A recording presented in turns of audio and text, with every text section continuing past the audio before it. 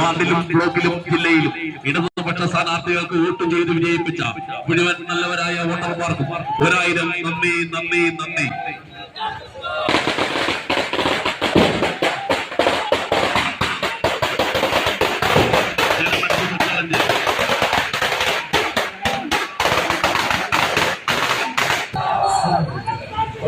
മനസ്സ് തൊട്ടറിഞ്ഞ് നാടിന്റെ മനസ്സ് തൊട്ടറിഞ്ഞ ഇടതുപക്ഷ സ്ഥാനാർത്ഥികൾക്ക് വിജയിപ്പിച്ച മുളകടയിലെ വോട്ടർമാർക്ക് 1000 വിപ്ലവ അഭിവാദികൾ.